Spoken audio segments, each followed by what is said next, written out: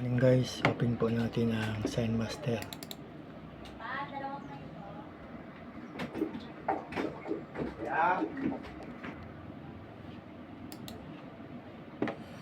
Punta po tayo dito sa may folder. Baguhin po natin yan. Gawin po natin centimeter. Lagyan po natin ng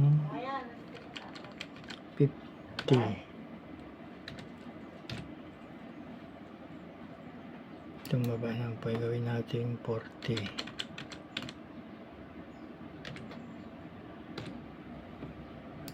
Ayan guys, meron na po tayong guide. Import po natin. Punta po tayo sa border design. Kuha po tayo ng border. Open po natin.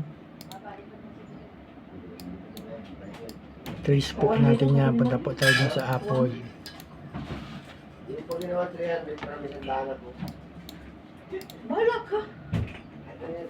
Apply po natin para matrace po yan. Accept. Then click and asin po natin yung pinagawa natin. Pili na po natin itong i-delete. Ngayon po palagyan po natin.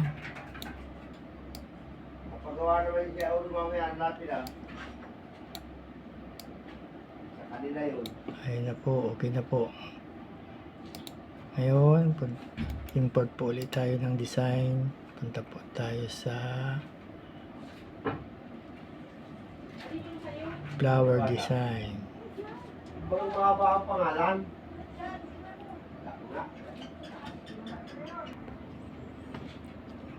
Mali guys, punta tayo sa pala, desktop. Dito po yung karamihan ng design natin. Punta po tayo sa flower design na folder. Flower design, nasaan ka na? Ayun. Ngayon, kunin po natin si Jesus Christ. Open po natin. Trace po natin yan.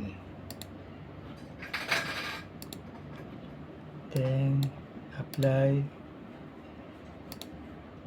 Accept. Ayan na po. Zoom po natin yan. Ito po natin sa labas. Ayan na po. Delete na po natin yan. Ayan na po.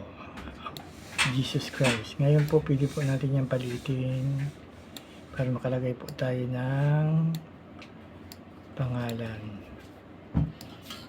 Pili po natin yung duplicate. Lagay po natin sa gilid. Ayan, ganyan po ang pag-design. Jesus Christ design. Sa susunod mong video, lalagyan po natin ang pangalan yan. Nandito na lang po tayo. Thank you for watching.